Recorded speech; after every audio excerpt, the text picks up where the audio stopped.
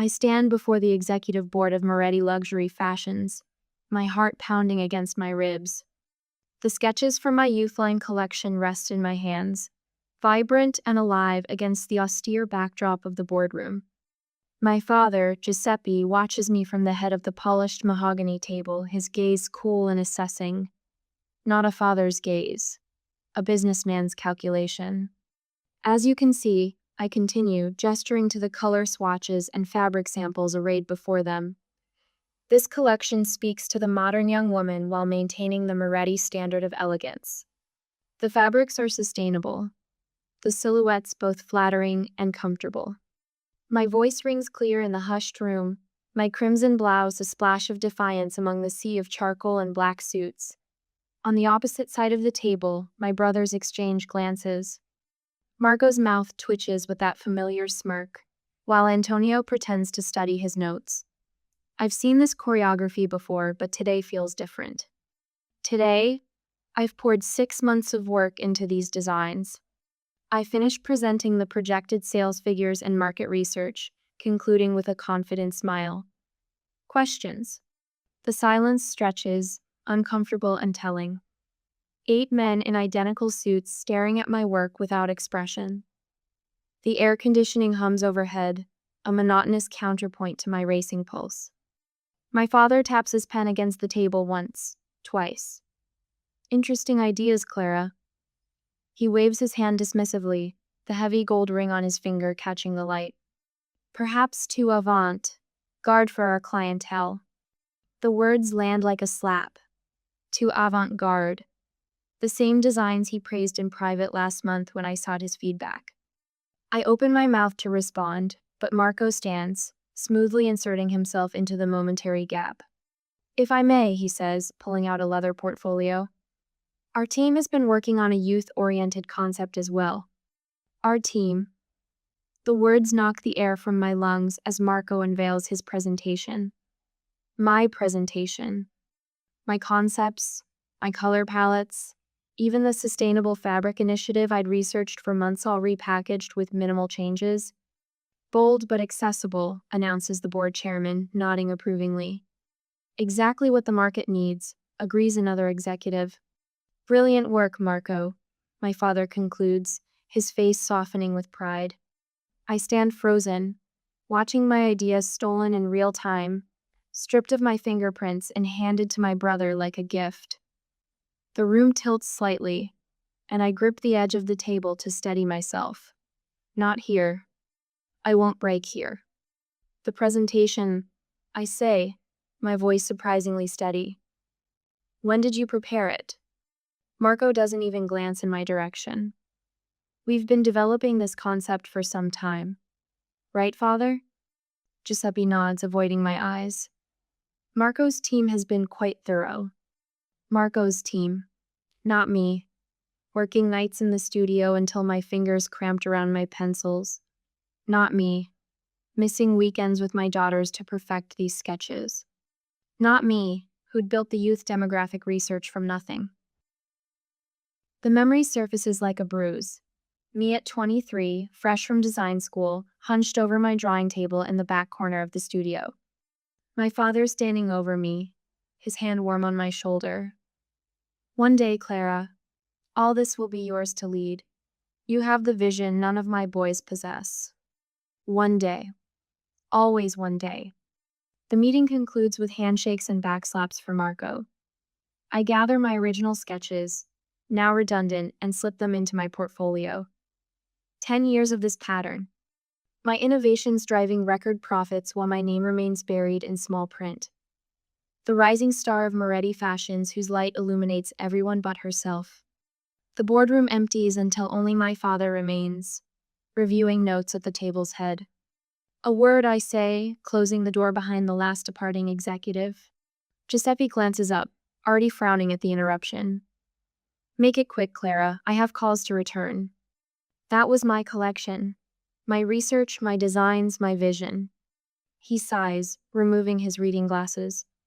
Business is business, Clara. Marco presented it better. Because you gave him my work.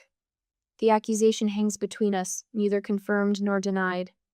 Marco heads the development division, he says, as if this explains everything. Your cups were shared with his team for refinement, without my knowledge. I place my hands flat on the table, leaning forward. How many times will you do this? Promise me leadership while undermining me at every turn? Something hardens in his face. Fashion empires aren't built by women, Karamia. You create the art. Your brothers build the legacy. The words strike with surgical precision, confirming what I've suspected for years. There is no future here where I am valued, no timeline where my contributions rise above my gender. I straighten, a strange calm settling over me. With deliberate movements, I remove my company ID badge from around my neck. The plastic feels insignificant in my palm after all these years. Clara, my father warns, recognizing something in my expression. I place the badge on his desk, aligning it perfectly with the edge of his leather blotter. Clara, he repeats, sharper now. But I'm already walking away, the click of my heels on marble marking the death of a decade's illusion. The door closes behind me with quiet finality, separating the woman I was from the woman I must become. I meet Roberto Vasquez at a charity gala 3 weeks after walking out of Moretti Fashions. He approaches with champagne and a smile that reaches his eyes, his attention focused on me instead of the influential crowd surrounding us. You're Clara Moretti, he says, not a question, but a declaration. Your winter collection last year was brilliant. The bias, cut evening gowns, revolutionary. My glass pauses halfway to my lips. Fashion executives rarely remember the designer behind the label, especially when that designer stands in her father's shadow. You noticed. I notice everything worth seeing. His eyes, warm amber, hold mine without wavering. Roberto courts me with the precision of a military campaign. Flowers delivered to my apartment, dinner reservations at restaurants with month-long waiting lists. Handwritten notes tucked into the pocket of my coat. Each gesture carefully calibrated to make me feel seen after years of invisibility. When he proposes 6 months later, I say yes before he finishes asking. My new last name feels like freedom. My father doesn't attend the wedding. The first year passes in a blur of happiness. Roberto's executive position at a luxury hotel chain means social gatherings where I'm introduced as my brilliant wife, the designer. His pride in my talent feels like oxygen after years of suffocation. I sketch a resort wear collection for his company. My name appears on the label. Sophia arrives 10 months after our wedding, Isabella 16 months after that. I create a small studio in our Miami home where I balance motherhood with freelance design work. The change happens so gradually I almost miss it. That dress makes you look cheap, Roberto says one evening before a corporate dinner. His tone casual, almost bored. Wear the blue one. I change clothes without argument. The criticisms multiply. My sketches are amateur, my cooking bland, my friends beneath us. Each comment delivered with the same detached tone, as if noting the weather. The first time he grips my arm hard enough to bruise, we're arguing about a design commission I've accepted without his permission. You embarrass me, he says, voice low and controlled even as his fingers dig into my flesh. A Vasquez woman doesn't work like some common shop girl. I stare at the 5 purple marks on my skin that night, waiting until he sleeps before applying concealer. The next morning, I decline the commission with an apologetic email. Roberto brings home diamond earrings as a reward. The calculations begin. How many bruises equal financial security? How many insults balance against my daughter's having a father? The mathematics of survival. I master the art of anticipating his moods. I learn which topics ignite his temper, which clothes trigger his disapproval, which tone of voice soothes his ego. I shrink my existence to fit within the narrow boundaries of his approval. Until the Tuesday afternoon, I find Sophia pressed against the living room wall, eyes wide with fear as Roberto looms over her. What did I tell you about making noise during my calls? His finger jabs toward her chest, not touching but threatening. She's 5, I say, moving between them. She was playing. His face transforms, rage vanishing beneath a mask of paternal concern. I was just explaining. Don't. The word escapes before I can stop it. That night, Roberto sleeps deeply, thanks to the extra sleeping pill crushed into his bourbon. I move through our house like a ghost, gathering essentials in 3 small suitcases, birth certificates, medical records, the children's favorite stuffed animals, 4 outfits each, my portfolio and design tools. Mommy? Isabella blinks sleepily as I lift her from bed. Where are we going? On an adventure, I whisper, heart hammering as Roberto shifts in our bedroom down the hall. But we have to be very quiet. The Miami bus station at 3 a.m. smells of disinfectant and desperation. Sophia clutches my hand while Isabella sleeps against my shoulder. The fluorescent lights cast everyone in sickly yellow. My daughters and I wait 6 hours for the bus heading north, our suitcases forming a protective barrier around our bench. When we arrive in Fort Lauderdale, rain falls in sheets. We huddle beneath the station awning, Isabella crying from hunger, Sophia unnaturally silent. My financial calculation: hotel or food? Not enough for both. First day's always the hardest, says a voice beside me.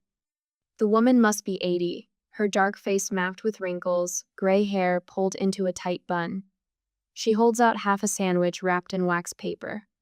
For the little one, she says, "You look like you need a minute to think." I accept the food with shaking hands. Thank you. I'm Carmela. She nods toward a weathered apartment building visible across the street. Got a spare room if you need it, just until you get settled. I should refuse. Strange woman, strange city. But her eyes hold no pity, only practical assessment. Just until I find something. I agree. Carmela's spare room smells of mothballs and coffee. The girls fall asleep on the narrow bed while I stare out the window at rain-washed streets. For the first time in 18 months, I draw a full breath. 3 days later, Elaine from design school calls, responding to my desperate email. I can throw some freelance work your way, she says. Nothing glamorous. Department store catalogs, generic resort wear. Anything, I tell her. I can design anything. Carmela watches the girls while I sketch late into the night. Isabella and Sophia bloom in her kitchen, helping to roll Cuban pastries and learning Spanish phrases. Our temporary arrangement stretches into weeks, then months. Stay, Carmela says when I find enough money for a security deposit. The girls need stability. You need help. I need company. We move into the first floor apartment when it becomes vacant. I convert the second bedroom into a studio where I sketch by lamplight after the girls are asleep. My hands remember their purpose. My mind clears of fear. 3 years pass. 3 years of catalog designs and uncredited commercial work. 3 years of Carmela's wisdom and my daughter's resilience. 3 years without looking over my shoulder. Then my father calls. Clara, Giuseppe says, his voice aged since I last heard it. The company needs you. You need me or the company needs me. The distinction matters. A pause.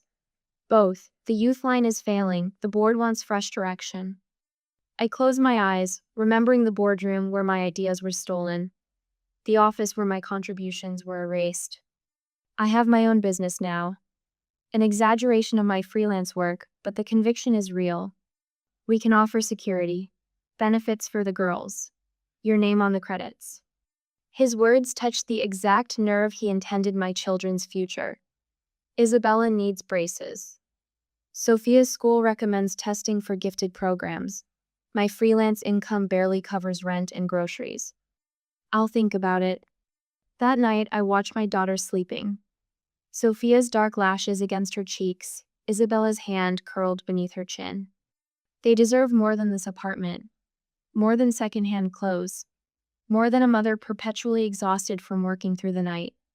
But they also deserve more than a mother who surrenders her dignity for financial ease. My father's company represents everything I fled, both the false family loyalty and the pattern of using women's talent while denying their value. But it also represents opportunity, resources, a platform I could potentially use on my own terms.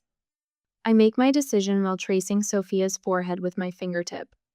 1 week later, I step through the polished glass doors of Moretti Luxury Fashions, head high, portfolio clutched in my hand. Eyes follow my progress across the marble lobby. Whispers trail in my wake. Daddy's little girl came running back. Heard she was living in some dump. Guess independence didn't work out so well.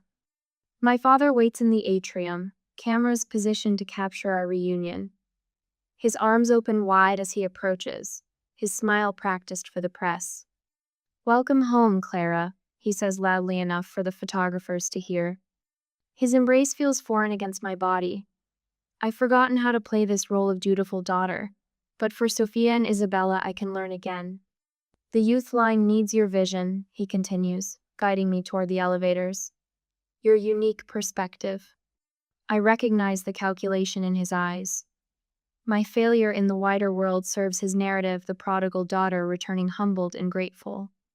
The business papers will frame this as Giuseppe Moretti's generosity, not Clara Moretti's talent. But I have made calculations of my own. The elevator doors close on the flashbulbs and whispers. I turn to face my father directly. "Let's be clear," I say quietly. "I'm here for my children's security, not for your approval, not anymore." Something flickers across his face, surprise. Perhaps respect before his businessman's mask returns. "Of course," he answers smoothly. "Business is business." The elevator rises, carrying us toward a future neither of us can fully predict. I've returned to the lion's den, but this time, I understand the rules of survival. The magazine cover gleams under the fluorescent lights of my office. My designs grace the model on the cover, the asymmetrical neckline, the sustainable fabric blend I fought to incorporate, the precise shade of coral that took 6 revisions to perfect. Everything except my name appears in the feature article about Moretti's revolutionary new direction. I trace my finger over the glossy page. 3 years back at my father's company, and this pattern remains unchanged. My designs transform the youth line. Sales climb. Fashion writers praise the innovation. Yet Marco stands at podiums accepting awards, while I sit in the back row, a nameless architect of his success. "Clara?" Elaine knocks at my door, her smile tight with worry. "They want you in the executive conference room." I straighten my burgundy blazer, slipping the magazine into my drawer. "Another emergency meeting about the fall collection?" "Your father called it. That's all I know." The hallway to the conference room stretches longer each time I walk it. Photographs of 3 generations of Moretti men line the walls. Not a single woman among them, despite my grandmother's legendary skill with needle and thread. The room falls silent when I enter. Board members adjust their ties. My brothers sit on either side of my father, a united front. On the projection screen, sales figures for my youth line fill a chart with upward trending arrows. "Ah, Clara." My father gestures to an empty chair, not beside him but across the table. "We were discussing the remarkable success of the youth collection. 200% increase over projected earnings." I settle into the chair, crossing my legs at the ankle. The Miami retailers can't keep the summer pieces in stock. Antonio taps his pen against his teeth. Indeed, Marco's leadership has been exceptional. My hands remain folded in my lap, hiding white knuckles. Marco's leadership? The budget meeting. My father continues, ignoring my question. "We need to make adjustments for next quarter." The CFO clicks to the next slide. Red slashes cut through my department's budget. Design team reduced. Material allowances sliced by 30%. Marketing allocations transferred to menswear. "With respect," I say, my voice surprisingly steady. "You're cutting resources from your most profitable division." "Streamlining," corrects Marco, not looking up from his notes. "The board agrees the investment should shift to areas with growth potential." "My department has the highest growth." "The company's direction is set," my father interrupts. "Any further questions can be addressed privately." The meeting adjourns with handshakes all around. No one meets my eyes. Back in my office, I unlock my desk drawer, extracting a folder I've compiled over months. Inside, memos with my design concepts, timestamps showing submission dates, emails where I detailed innovations all later presented as Marco's work. Most damning, a directive from my father to the marketing department instructing them to credit the Moretti brothers for the new collection's vision. That evening, rain taps against my windshield as I drive to my father's estate. Sunday evening, sacred gardening time for Giuseppe Moretti, when he tends his prized roses regardless of weather. Some of my earliest memories involve holding a watering can in this garden, desperate for his rare smile of approval. I find him kneeling by his white roses, pruning shears in hand, rain jacket glistening with moisture. "Clara?" He frowns at my unexpected appearance. "Is something wrong with the girls?" Sophia and Isabella are fine. I move closer, sheltered by the gazebo that overlooks his garden. "We need to talk, Papa." His weathered face hardens, reading something in my expression. "Business discussions belong in the office." "Then consider this a family discussion." I open the folder, protected in a plastic sleeve against the rain. One by one, I place the documents on the stone bench between us. He doesn't look at them. What is this theatrical display? Evidence. 3 years of systematic erasure. My voice remains quiet, almost lost beneath the rainfall. Every concept I've created, reassigned. Every innovation stripped of my name. "You're being dramatic." He removes his gardening gloves one finger at a time. "Business isn't personal, Clara." "Isn't it? When you sign directives ensuring your daughter receives no credit for her work?"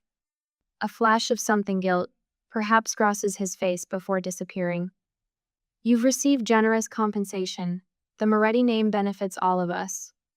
A name that will never include me in its legacy."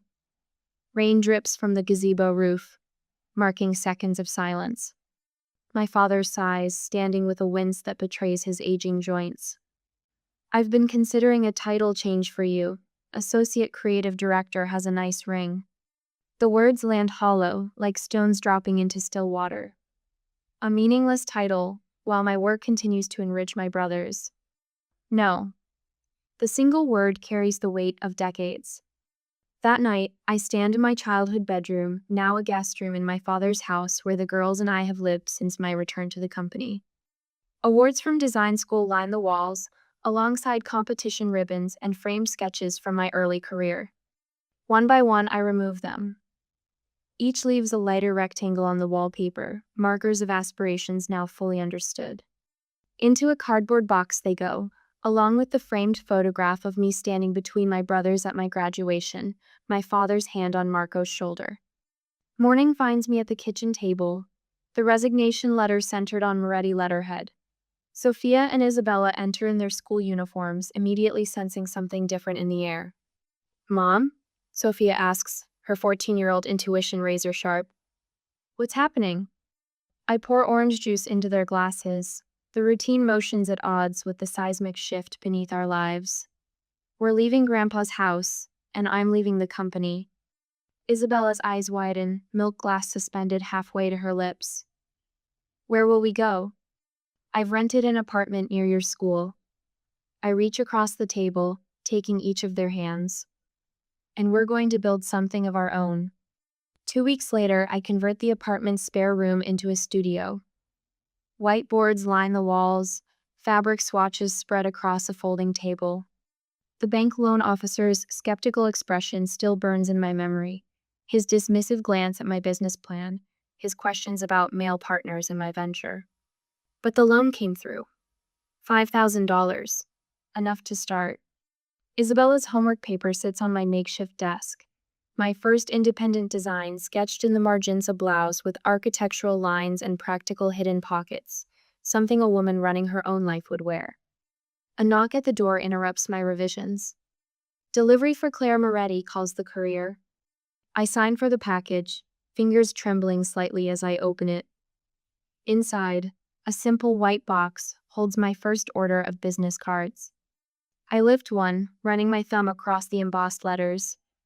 "Clara Moretti Designs."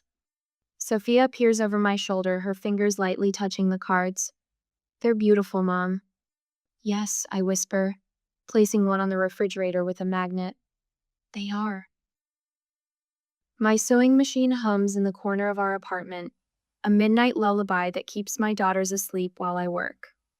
My fingers guide crimson fabric beneath the needle, the final piece of my first independent collection. 5 designs, just 5. Not the dozens I created at Moretti, but these are mine alone. Mama? Sophia stands in the doorway, hair tousled from sleep. It's past midnight. I smile without stopping. Just finishing. Go back to bed, Karita.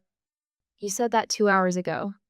She shuffles to my side, running her fingers along the finished garments hanging on the rack. A blazer with sculptural shoulders, slim trousers with hidden stretch panels, a reversible wrap dress, a silk blouse with convertible sleeves, and what will soon be a pencil skirt with a walking pleat.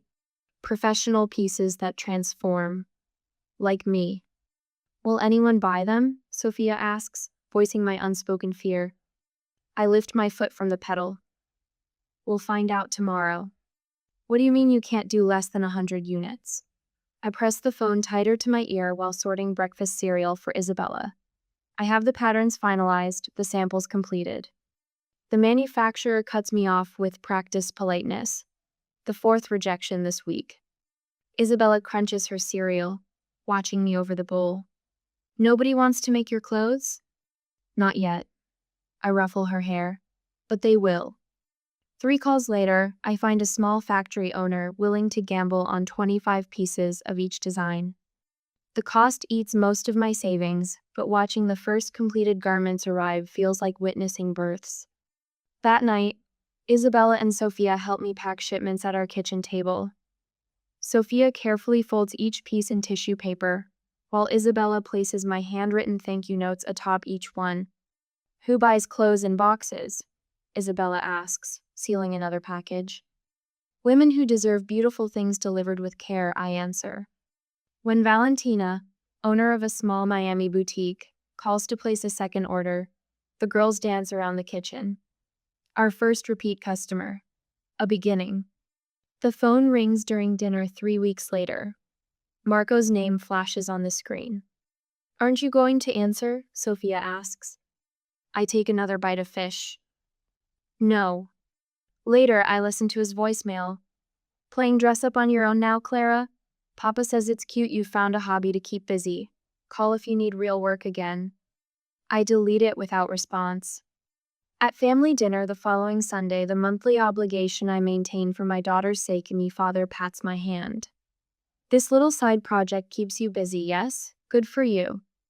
The Moretti door remains open when you're ready to return to serious business. I butter my bread. How thoughtful. Antonio chuckles. Her little dress is in that beach shop. Very quaint. I don't defend myself. Don't mention the second boutique that placed an order yesterday. Don't reveal my plans for expansion. Let them believe what comforts them. Miss Moretti? The woman standing in my doorway clutches a magazine. I'm Judith Williams, buyer for Callaway's department stores. I glance at the messy apartment behind me, fabric swatches covering the sofa, order forms stacked on the coffee table, my makeshift studio consuming the dining room. I read about your designs here.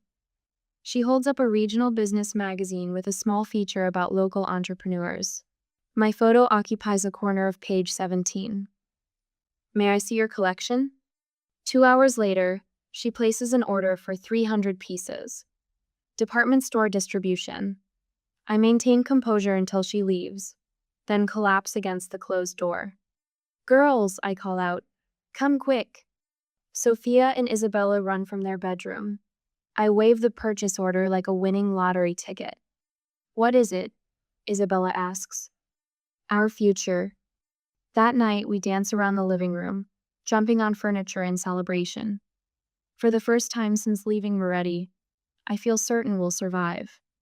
Real women don't look like mannequins, I tell the photographer. I want models who actually rep my customers. He raises an eyebrow. You mean plus size? I mean women with actual lives. Lawyers, doctors, executives. Women with curves and angles and stories in their faces. My marketing campaign features professionals wearing my clothes in their actual workplaces. Not airbrushed fantasies, but attainable elegance. The comfort stretch fabric innovations that Moretti rejected become my signature pieces that move with women through their complicated days. When the first sales reports arrived from Callaway's, I read them 3 times to confirm. Sold out. First week. Reorders pouring in. Fashion bloggers begin writing about the working woman's revolution. About clothes designed by someone who understands what professional women actually need. I hired Daniela and Lena, 2 talented designers turned away by major houses for being too practical in their approach. Their eyes widen when they see the rented office space says small but legitimately ours, with Clara Moretti designs etched on the door. Welcome, I tell them, handing over their key cards, to a place where women build for women. As we toast with cheap champagne and paper cups, I remember Marco's mocking phone call. Playing dress up, he called it. But he was wrong. This isn't play. This is revolution, one stitch at a time. The television flickers in my otherwise dark office, casting blue shadows across the polished concrete floors. On screen, my father squints against camera lights, his once commanding posture diminished beneath an expensive suit that hangs slightly loose at the shoulders. Market volatility has affected luxury brands across the board. He insists to the business reporter, who doesn't bother hiding her skepticism. Moretti remains positioned for recovery by fourth quarter. I mute the sound but can't look away. 3 years since I walked out of his boardroom, and now Giuseppe Moretti looks every one of his 72 years. The ticker scrolling beneath him tells the real story. Moretti shares down 43% this quarter, major restructuring expected. My phone buzzes with a text from Elaine. Are you watching this train wreck? I don't respond.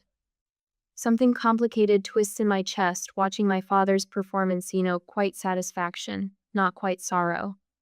The news cuts to file footage of Marco outside corporate headquarters last week, blaming unprecedented retail challenges while straightening his tie with manicured fingers.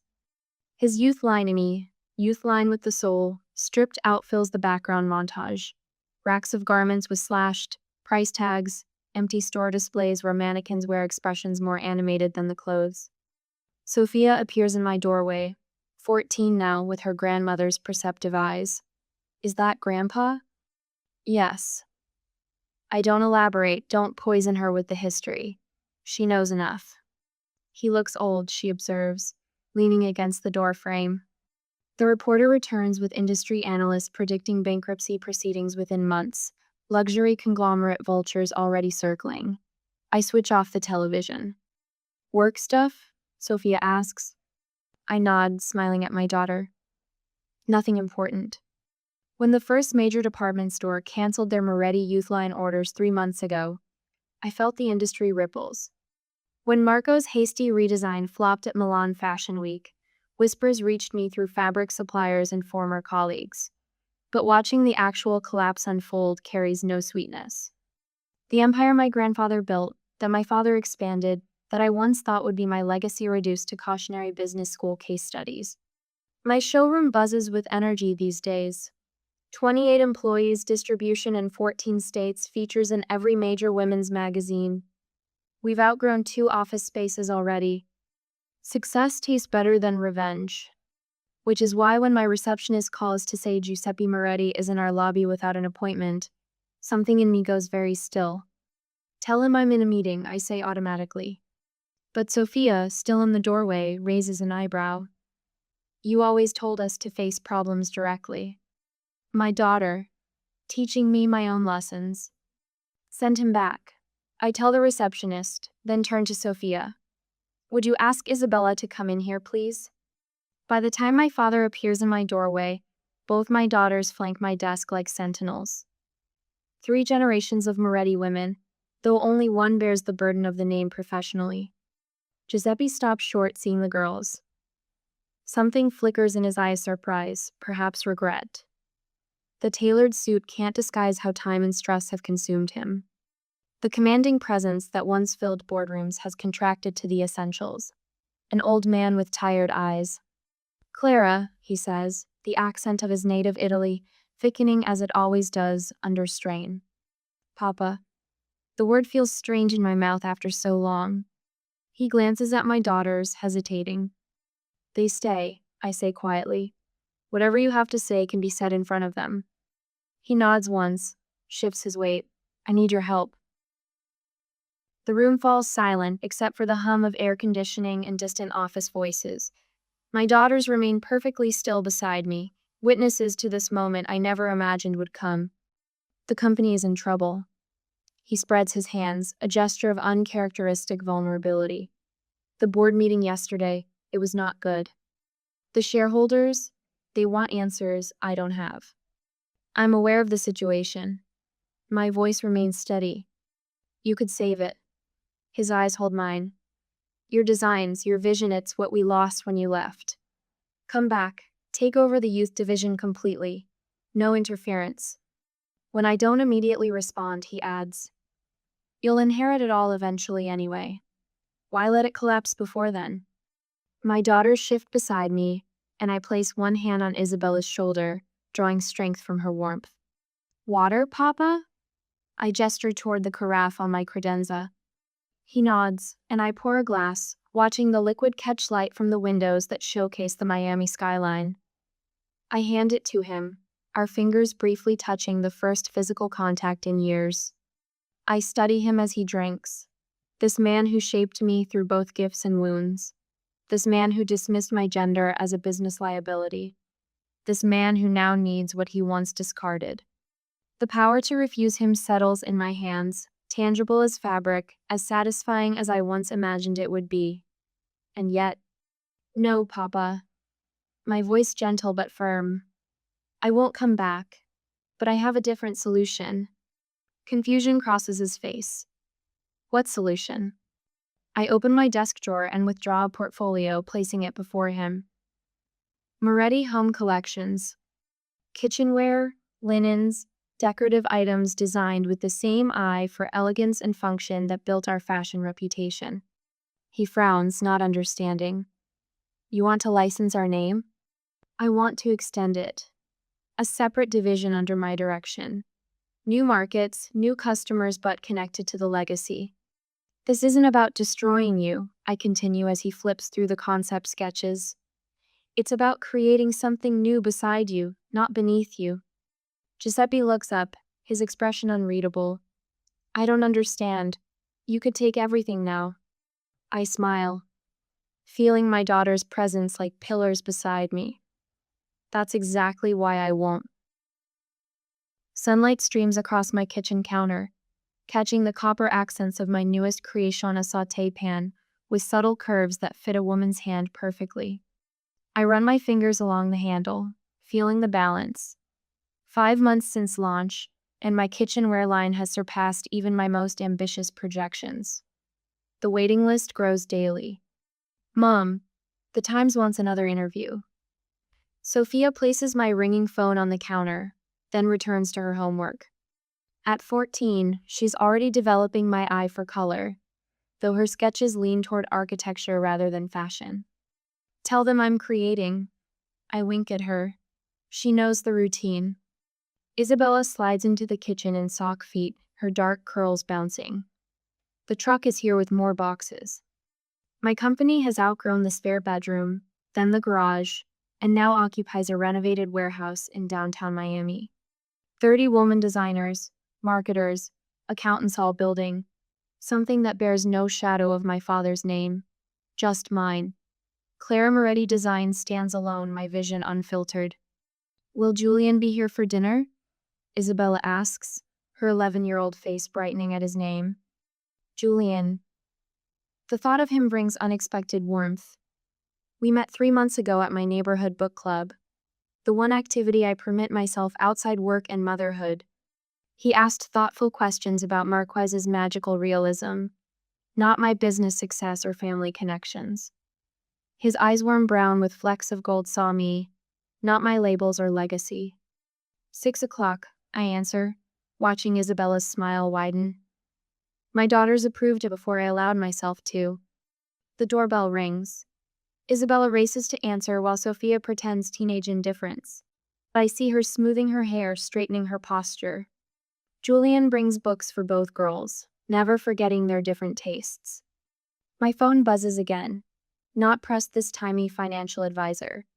The quarterly report on my most private investment. No one knows I've been buying shares in Moretti Luxury Fashions through a holding company. Not even Julian.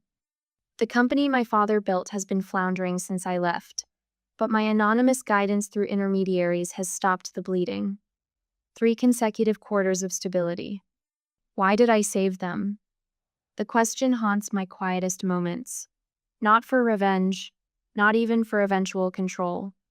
Perhaps for the frightened young designer who once believed her father hung the moon. You.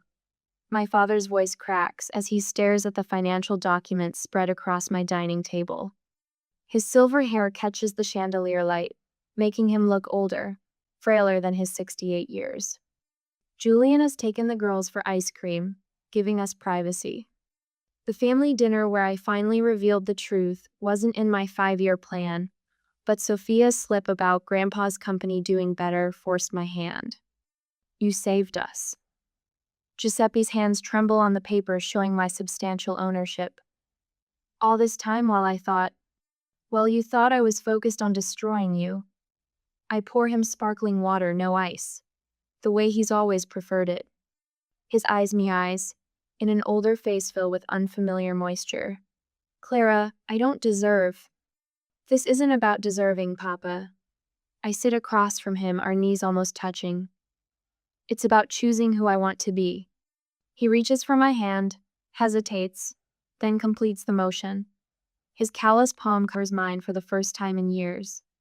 We sit in silence, the clock ticking softly on the wall, measuring the space between what was and what might be. Thank you, he whispers finally, his voice raw, then softer still. And I love you. Words I never thought I'd hear from Giuseppe Moretti's lips. I don't reply. Some wounds take more than words to heal. Outside, car doors slam. The girls' laughter drifts through the window, Julian's deeper voice joining theirs. My family both chosen and blood coming together under my roof, on my terms.